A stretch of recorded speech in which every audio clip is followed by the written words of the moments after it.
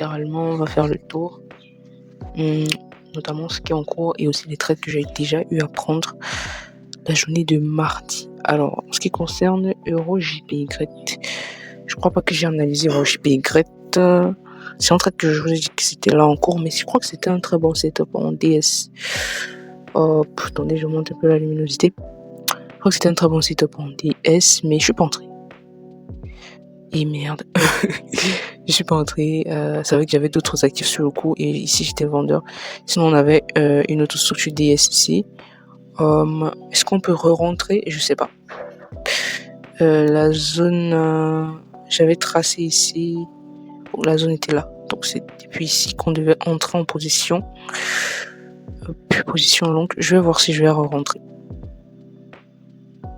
Parce que là ça fait déjà un 0,6 RR que je paie comme ça.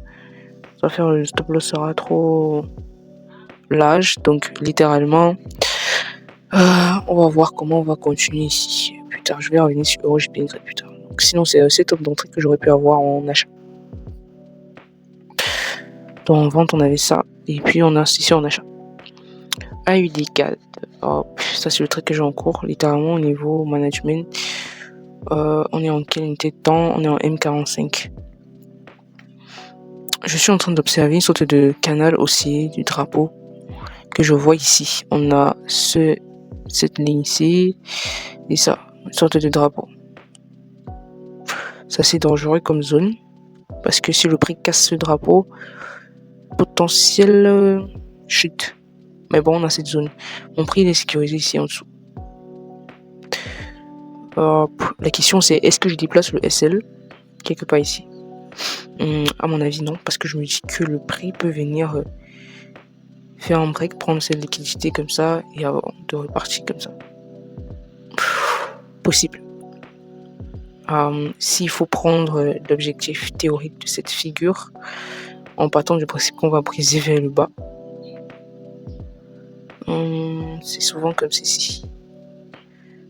Donc on revient me mettre à BE. Oh mais attendez. On revient me mettre à BE. J'ai horreur souvent. On revient me mettre à BE. Je crois que je vais déplacer peut-être mon SL ici. Pour sécuriser, je crois. Parce que là on peut avoir un retournement littéralement du prix. Donc je vais mettre mon SL ici. Je vais le déplacer ici. Mon SL va être ici là. Juste en dessous comme ça. Histoire de laisser une marge au marché de respirer.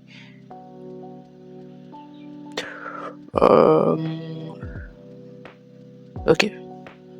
Donc je vais le faire tout à l'heure. Ensuite on a le 4JPY. C'est aussi un trade que j'ai pris en vente. Je crois que j'ai déjà clôturé quelque part ici. Voilà, à 2 de RR. Parce que quand j'ai vu qu'on a cassé la zone-ci, pour moi c'était déjà un retournement. Et je crois que... attendez, je désactive ça. J'aime pas souvent l'indicateur aussi. Donc, si je ferme ça, comme ça, hop. On peut aussi utiliser la DS en M30. Comme ceci. Je crois que je vais aussi relancer l'entrée ici. En achat. Donc ici, il faut voir où je vais mettre le SL. On entre ici en buy, je crois, on est en M30. Je crois qu'M45 est mieux visible. Ok. SL en dessous ici. Et on peut chercher ça comme premier target. Je suis en train de réfléchir à autre chose. Je sais pas. Les zones psychologiques. Alors déjà, c'est si je vais enregistrer ça. Ok. Voilà. Je vais supprimer tout ça. Parce qu'il faut que je libère l'espace. Oh. Non, d'ici, il m'énerve pas. Je vais supprimer tout ça.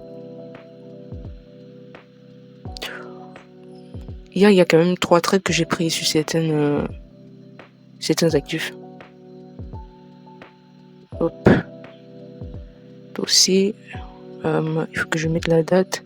C'était quand là mardi. New York. Je vais noter ça ici parce que ça va m'aider à mettre la date là-bas. Mardi. New York. NY, New York. C'était mardi le 40e déjà, mardi le 10. Donc 10-02. 10-02, mardi 10-02. Attendez, je vais fermer d'abord la porte ici. Ah. Ok. Je crois que le truc, c'est que ça enregistre, ouais, que ça n'enregistre pas. Donc, littéralement, j'ai dit mardi New York, 10-01. Trade clôturé. Erreur de 2. Ok. Je doute que ça va m'aider lorsque je vais remplir mon Notion tout à l'heure, que je supprime. Donc, on a cet autre setup-ci. Je vais re-rentrer sur ça. En termes de zone psychologique, je crois qu'on peut avoir celle-ci. Je me dis, il faut que j'essaye de voir ce que c'est une zone. Ouais, c'est une zone intéressante. On a aussi la zone psychologique au-dessus. Celle-ci.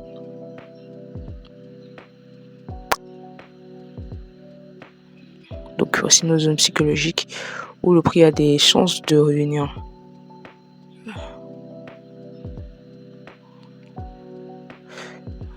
Et puis il y a ce dernier point. On va voir si on va pouvoir surfer sur tout ça. Donc je crois que je vais rentrer ici. Pareil pour AUD4. Non, pas AUD4. Euro. JPY. Ouais. Il faut que je vienne. Malgré que Euro JPY, par contre, ça, je peux entrer en position ici. Ce trade à la vente, je peux entrer en position. Bon, je screenshot quand même.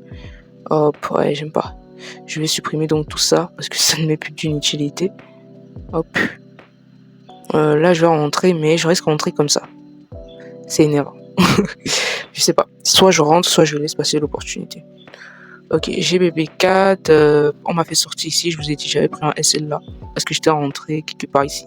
J'avais mis le stop ici. Ouais, et on m'a mis out. Donc actuellement, j'ai écrit ici la file n'a pas tenu. Donc on observe. On observe juste. Euro GBP, je crois que j'ai déjà déplacé le SL.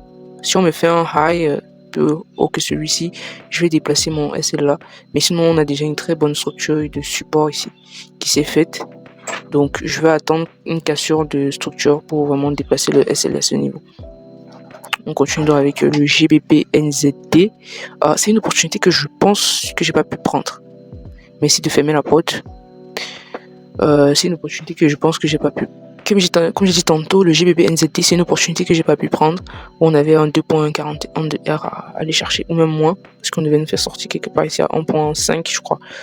Donc on devait se faire une petite vague, parce que j'avais bien vu que le prix était venu sur une trendline BCR en achat, ok. Et en M15, j'étais un peu embrouillé en M15 pour tracer la figure chartiste de retournement. Sinon, on avait celle-ci qui était très intéressante. Regardez, on avait ce drapeau ascendant, ce canal ascendant, peu importe comment vous l'appelez. Et on l'a cassé ici, malgré que la cassure était bizarre.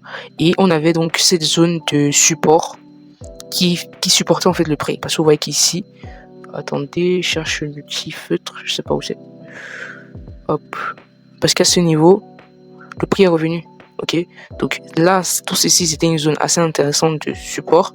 Et lorsqu'on l'a cassé, je crois que c'était le meilleur point d'entrée ici. Stop loss à ce niveau pour aller chercher beaucoup plus bas. Donc pour moi, littéralement, je crois que c'est une opportunité que j'ai un peu manqué. Et s'il fallait manager, je crois qu'on allait me faire sortir ici à 1.38 RR parce que je devais déplacer le SL ici. Il faut noter que c'est quand on entre en M15 avec ces stratégies, il faut un management très serré, suivre chaque BOS à la lettre, chaque cassure de structure je sais pas quoi dire. Je suis épuisé. Donc actuellement, j'ai encore ma trendline H1, je crois qu'on l'a cassé. Peut-être on aura une structure DS avec ça. Ok, peut-être on pourra avoir une structure DS avec ça. Bon, vu que c'est pas une opportunité que j'ai prise, je peux supprimer tout ceci. Hop. Donc peut-être on aura une opportunité DS dans le sens où on a cette zone de support.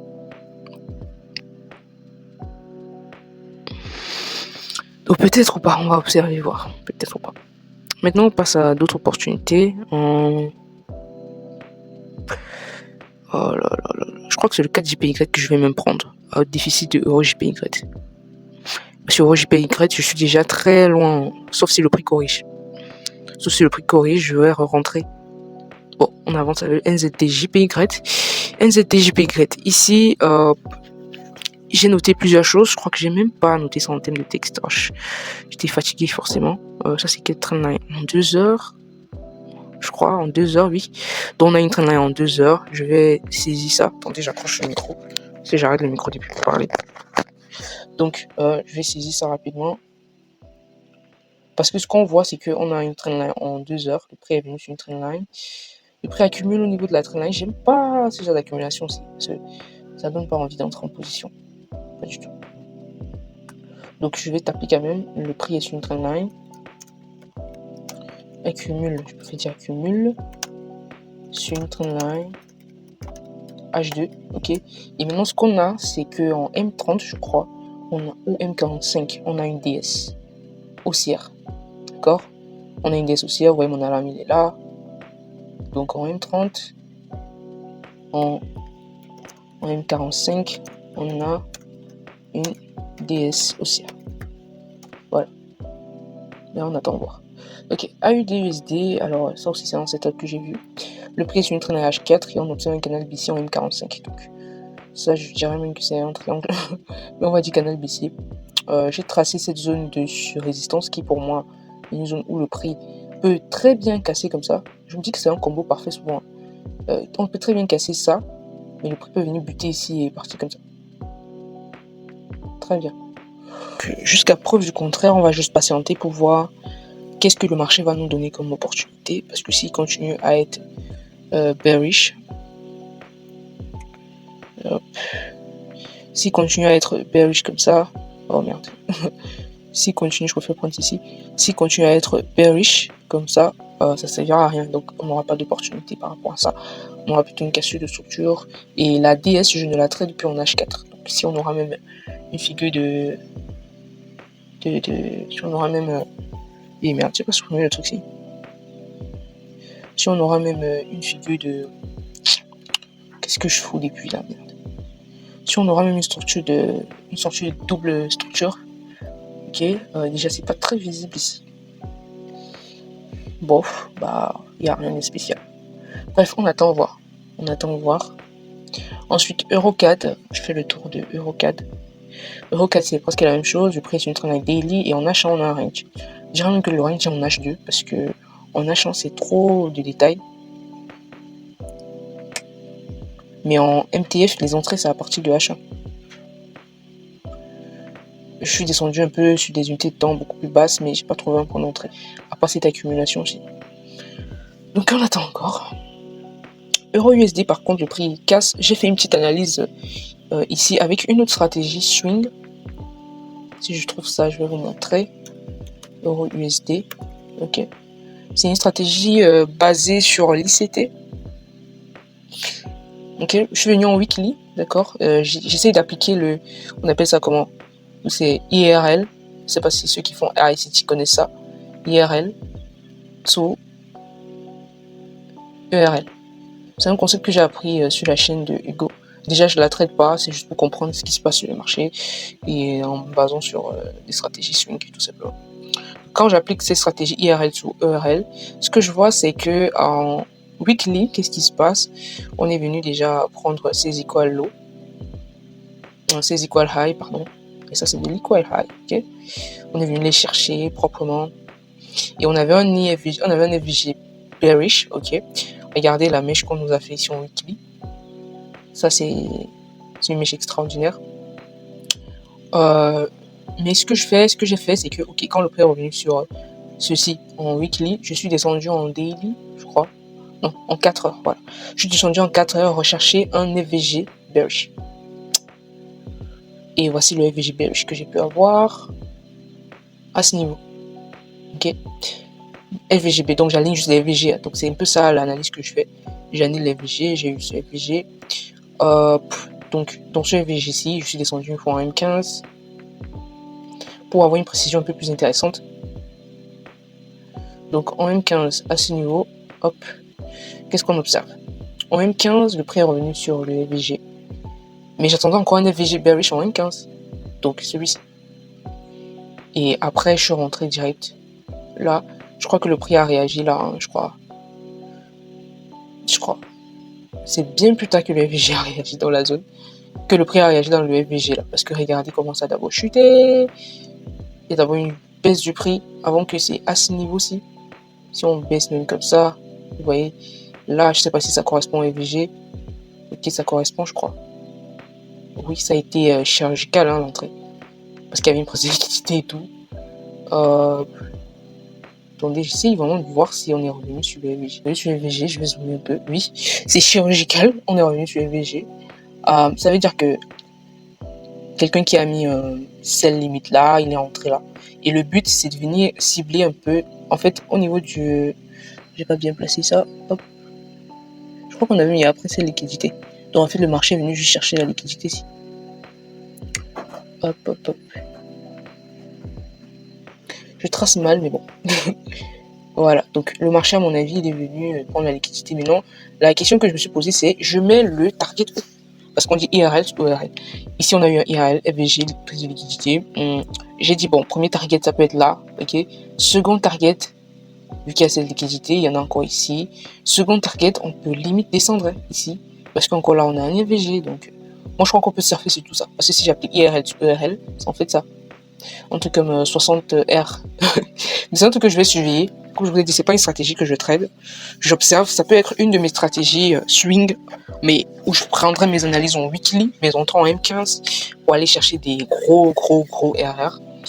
Il y a des trades qui vont prendre des semaines. Vraiment des semaines. Ça, c'est du pur swing. C'est vrai que vous allez me dire, l'analyse fondamentale, c'est monté, c'est descendu. Mais tout le management, mais non, la question c'est au niveau du management. Je crois que je ferai tout le management du trade en 4 heures. Donc l'entrée sera en M15, mais le management va se faire en 4 heures. Parce qu'en fait, M15 c'est juste pour avoir une entrée plus précise, sinon c'est 4 heures l'entrée. C'est-à-dire, quand j'ai eu le FVGC, en 4 heures, je devais déjà rentrer ici. Ok. Donc là, normalement, si le prix vient casser comme ça, ok, boum, moi je mets le stop là à bio. Okay, si j'étais rentré dans le trade, je mettais le stop à bio, je le sécurise, je sais que mon trade est déjà sécurisé, et à chaque fois qu'on va me faire ça, comme ça, je vais continuer à déplacer le stop loss tout simplement.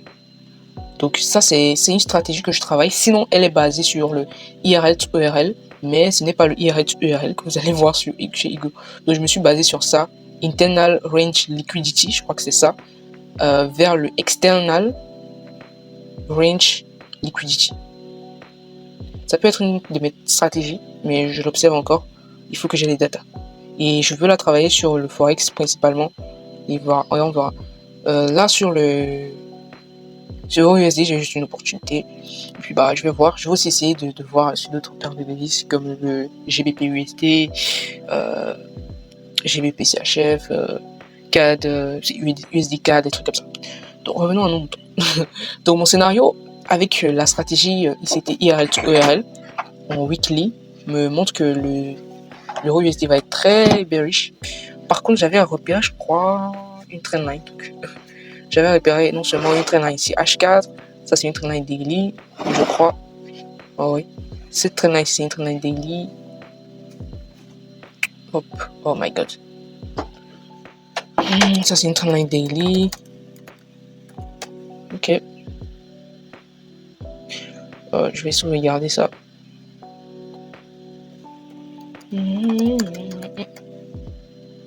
Je crois que j'avais déjà un autre écrit comme ça. Juste mettre daily alors. Je savais pas que j'avais déjà mis. Bof, tant pis. Et ça, c'est une trendline en H4, je crois. Donc, ce sont des zones où le prix peut potentiellement corriger, ok. Vu qu'actuellement, le prix peut bien corriger juste un peu pour que je prenne juste un peu le mouvement à la hausse.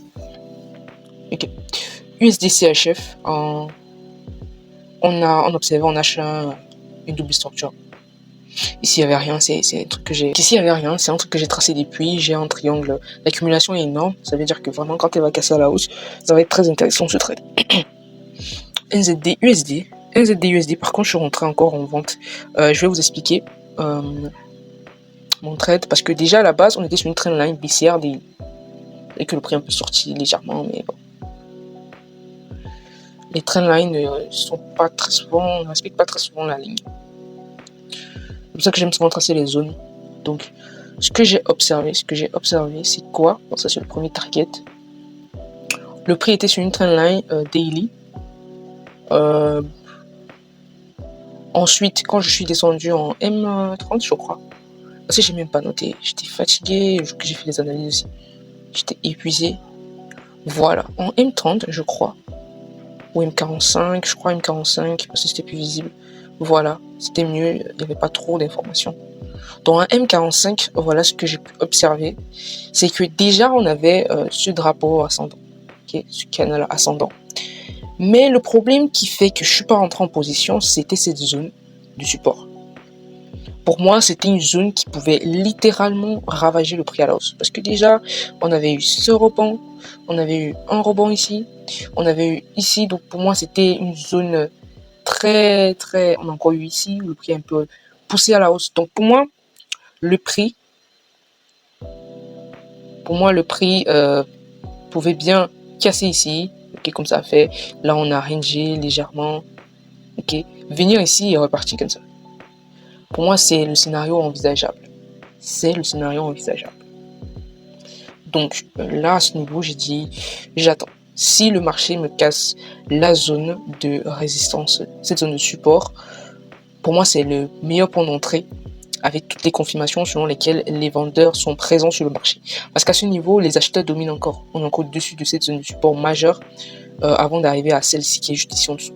Donc juste en dessous encore, on a une autre zone de support majeure et on va voir comment le prix va se comporter. Vous savez que là, on a une petite zone de support où le prix est venu taper, mais pour moi, c'est cette zone-ci où on a déjà eu plusieurs impacts, deux impacts plus précisément.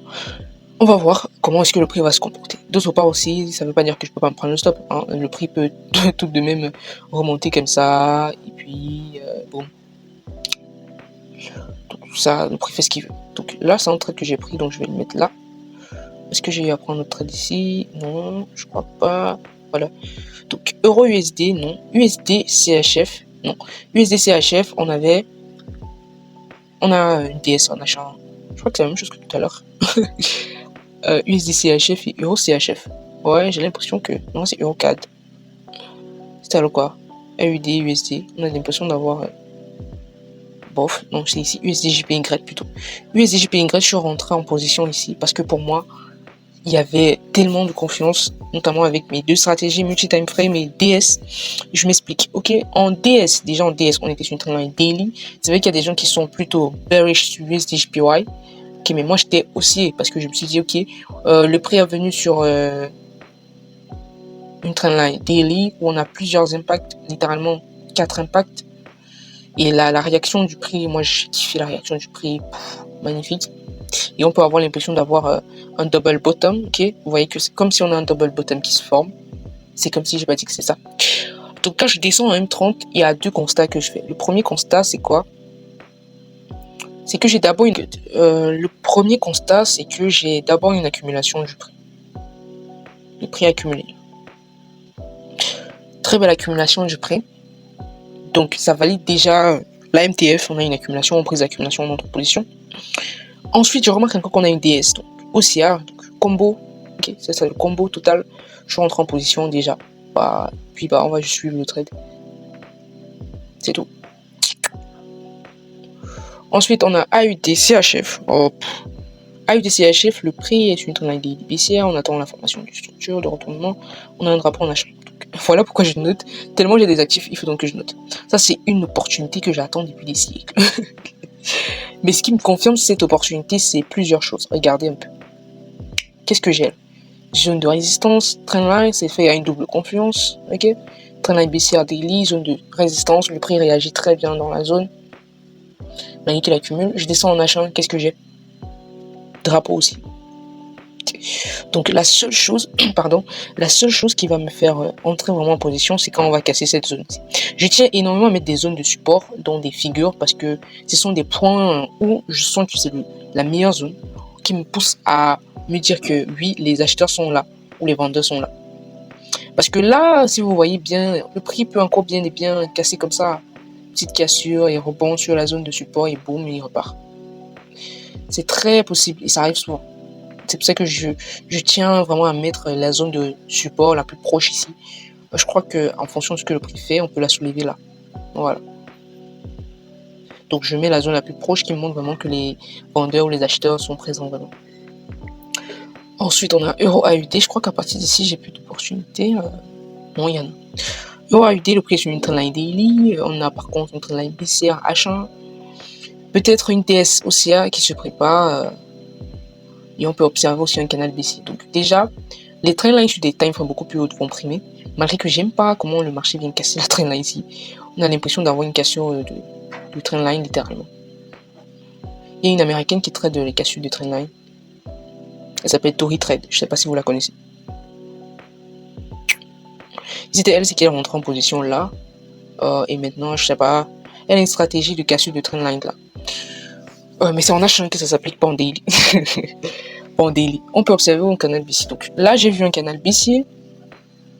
En H1, mais je sais pas. Je sais pas. C'est compliqué. Si je descends à M15, j'ai eu cette accumulation, donc j'ai raté l'entrée, limite. Mais je regarde beaucoup d'autres choses avant d'entrer en position. Peut-être c'est un trade qu'on aurait pu prendre en vente, déjà que la trendline a été cassée. La trendline daily, là, elle a été cassée. Donc, parce que là, j'ai un triple bottom, un triple top en M15, ça veut dire que ça, c'est un trade qui peut être pris. Ouais, c'est un trade qui peut être pris. Mais attention.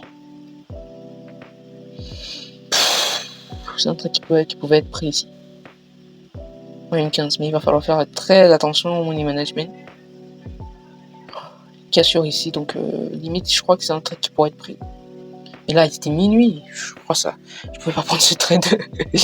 Mon Dieu, là, il est minuit. C'est quand le prix casse, il accumule, il nous fait une autre zone ici en dessous qu'on brise. À quelle heure? Moi, j'aime souvent regarder les heures. Si je vois que le prix a cassé à des heures bizarres là, ici encore. Alors, limite, ça c'est quel actif? J'ai pensé faire des live trading souvent. Mais de toute façon, je suis épuisé avec le ramadan et tout ça. Je sais pas. Mais casse la zone limite à minuit, 1h du mat. C'est hallucinant. Le problème, c'est que c'est une opportunité très risquée dans le sens où si on entre ici en position, on met le SLDC, le premier target est en moins 2 de R. Un point. Donc moi, je sais pas une opportunité que je vais prendre. Je vais juste continuer à observer le marché. Elle est d'abord bizarre. Trop même. Mais je vois un canal baissier. Bref, je vais observer, je suis pas sûr. GBP/USD, ça c'est une chute totale du prix. Moi, je vous assure qu'on va cracher. On va cracher un peu parce que le DXY, moi je vous avais fait mon analyse du DXY en weekly et daily. Je sais même pas ce que j'avais écrit ici. J'ai dit trendline, monthly, haussière. Limite, je suis bizarrement. Je vous ai dit, moi j'avais fait mon analyse et je vous ai dit, pour moi je pense que en weekly, ayant déjà pris cette liquidité et réagi sur un OB avec une telle réjection, un CRT à l'appui, je crois. Non, c'est pas un CRT.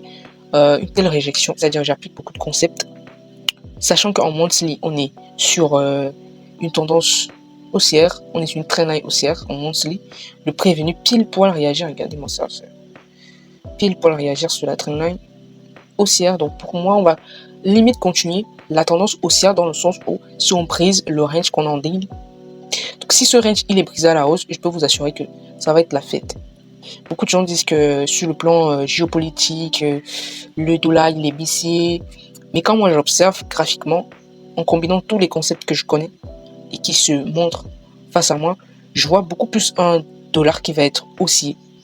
Déjà que on a une double structure encore. Daily, malgré que je ne traite pas la double structure en daily. Et plus on a des confirmations en grosse time frame, plus on a des confirmations, des entrées beaucoup plus lourdes, beaucoup plus sérieuses. Donc à ce niveau, moi je dis le DXY, peu importe à quel point il va danser ici dans le range, peu importe la danse qu'il va faire ici là, ok, peu importe. Si dès qu'il va casser ce range à la hausse, je peux vous assurer qu'on va aller chercher. Moi c'est mon analyse du DXY. Maintenant à chacun de voir. Certes, on peut avoir des annonces économiques qui peuvent venir bouleverser, mais sur le point graphique, ce qu'on voit, c'est que depuis 2025, juin 2025, le marché accumule. Le marché accumule. Il y a une indécision entre les vendeurs et les acheteurs. Mais bon, on va attendre. Raison pour laquelle cette poussée-ci fait en sorte que toutes les paires de devises corrélées au dollar sont soit en train de chuter comme le GBP/USD, qui montre aussi des structures baissières comme EURUSD. Je vous ai montré tout à l'heure mon analyse ici en weekly. Vous avez vu. Donc là, j'attends. GBP, GBY, je crois que je suis entré ici en... Non, pas encore en achat. Pas encore. J'avais juste ma DS, donc pas encore. Il y a juste la DS, donc il n'y a rien à expliquer. Trendline baissière, accumulation. Si on me casse, je rentre en achat. AUDGPY, par contre, c'est un truc que j'ai aussi pris en M45. Je me pose la question si c'était pas mieux en M30, parce que M45, je me dis qu'il y a peut-être moins d'informations. M45, je crois que ça va. Ou M30. M30, je vois qu'il y a un peu trop d'informations. Bref, c'est un truc que j'ai en compte, je vais voir. Parce que si je suis en M30, déjà, je peux déplacer le SL à ce niveau. Parce qu'en M45, je pourrais pas déplacer. Par contre, en M30, c'est que j'ai déjà déplacé le SL à un certain niveau. Là. Je crois que je peux aussi le faire en M45. On vient de me faire un high. Donc, il faut que je le fasse. AUDGPY, on va déplacer le SL sous les... on appelle ça comment, les 108 700. Je vais noter ça ici pour me rappeler. On déplace le SL. Qu'est-ce que je crie là, moi? On déplace le SL.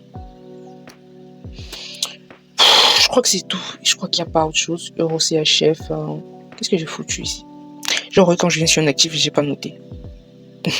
Parce que je me perds, je sais plus trop ce que je faisais là. Raison pour laquelle il faut que je note. Oh, j'ai pris cette habitude de. Ok, on avait Trendline, BCR, H2. Rien de plus. Donc je vais écrire une fois. Trendline, BCR, H2. J'écris souvent en potentiel DS. Haussière, DSH. Bon, au niveau ici, il y a RS, il n'y a rien à signaler, donc il n'y a rien à signaler. Je vais encore faire un peu le tour. AUD CAD. AUD CAD, si je vous assure que j'hésite, je sais pas. C'est un peu saoulant. Hein. Est-ce que je dois déplacer mon SL là ou je le laisse en dessous aussi? C'est compliqué. Est-ce que je le laisse en dessous aussi? Là. Je sais pas. Ou est-ce que je le mets là? Parce que ce canal me fait peur. Hein. Le prix peut bien casser comme ça et venir me chercher ici.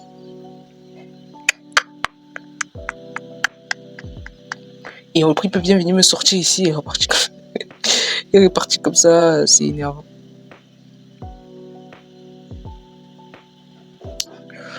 Bon, on verra bien. Je fais un peu le tour des actifs. Donc, 4 GP Credit, j'ai dit que je devais rentrer, contrairement aux autres. Euro GBP, je vais attendre qu'on me casse cette zone. Puis je vais manager. Je crois que Euro GBP, c'est l'un des meilleurs trades que j'ai eu à prendre avec la MTF.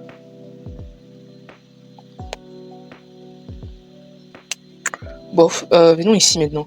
Je crois que j'avais fait ça, je vous ai dit, je traite pas ça. Hein. C'est juste une analyse que j'ai vue, que je fais. Alors, voici le stop que j'ai pris sur Bitcoin depuis, je crois, mardi en journée. Ouais. Et je me rends compte que j'ai fait une erreur colossale dans la stratégie IVC. En fait, l'erreur, elle est simple. Mais c'est une bête erreur. C'est que lorsque on veut chercher des achats, ok, si le prix comme ça nous laisse une zone de support, ok. Le prix, si le prix casse la zone, je dois entrer en achat uniquement si le prix évolue au-dessus de l'EMA 150. Et moi, j'avais pas compris ça. Moi, je partais du principe que... attendez, je supprime tout ça. Moi, je partais du principe que si le prix fait ça et il casse comme ça, et que on a par exemple l'EMA 150 qui est comme ça, au niveau de la cassure, le prix passe au-dessus, on pouvait entrer et mettre le SL là. Pourtant, c'est pas la chose à faire. Et c'est exactement l'erreur que j'ai commis sur le Bitcoin. Donc c'est un SL que j'ai pris, il n'y a pas de problème. Ce SL m'a permis de voir l'erreur que je faisais. Parce que si le prix avait continué à la hausse et allait chercher mon target, limite, j'allais pas voir ça comme ça. Donc à ce niveau, ici, la IVC, il n'y a pas vraiment d'opportunité pour le moment. Pas vraiment.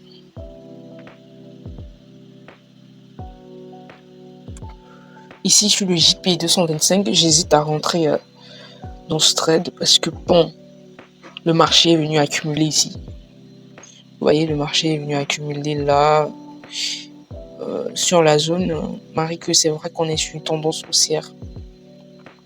Et après, au-dessus, on a une zone de résistance. Ça veut dire que le prix peut très bien casser, mais venir se heurter ici, parti comme ça. C'est une vidéo qu'il faut que je regarde encore en profondeur parce que c'est un peu saoulant. Je crois que le prix doit évoluer à la hausse pendant 3 jours. Donc, si je viens ici sur JP, machin chouette, le prix est passé au-dessus de la EMA 150 à partir de mardi 18h. Donc, c'est pas grand chose. Oh, l'analyse que je fais, si je devais le faire mercredi, mais aujourd'hui on est jeudi quand je fais l'analyse, vous voyez. Hier, j'étais fatigué, je pouvais pas, j'étais KO. Très, très KO. Donc, globalement, voilà, je crois pas qu'il y ait autre chose à ajouter. Le goal n'a pas respecté la sortie que j'avais mis sur pied. Il a fait ce qu'elle veut, apparemment. Donc là, on observe juste. Et on verra. Oh my god, je suis fatigué, je vous assure. Je suis très, très fatigué. Je crois qu'on va faire le tour. Là, maintenant, je vais essayer de manager mes trades que j'ai actuellement en position. Sécuriser, oui, il faut sécuriser. Malgré que ce qui me saoule, c'est AU des cadres. Je sais pas si je dois déplacer mon SL là-bas ou pas. Mais la question fondamentale qu'on doit se poser, c'est qu'est-ce qu'on fait lorsqu'on a ceci? On déplace le SL. Donc je crois que je vais déplacer mon SL ici. Quitte à sortir pendant le bon moment, parce que si je laisse aussi là, regardez, si je laisse le SL là, c'est pas sorti au meilleur moment. En sachant que si le prix vient vraiment comme ça, si le prix vient vraiment casser comme ça, je crois que le meilleur pour l'entrée, c'est de sortir ici, que de sortir là en dessous. Donc je vais déplacer mon SL là, à ce niveau. Je vais un peu laisser un peu de marge, un truc comme ça. Je sais pas. Donc voilà. En sachant qu'on n'a pas aussi d'annonce économique, donc RAS, rien à signaler. Oh, j'ai payé une gratte, je crois que je vais mettre une alarme ici. Au cas où le prix reviendrait. Peut-être je vais re-rentrer. Peut-être, ou pas. Je suis off, hein, les gars, je suis vraiment, vraiment, vraiment off. Oh my god. Oh, on se dit à une autre vidéo. Ciao.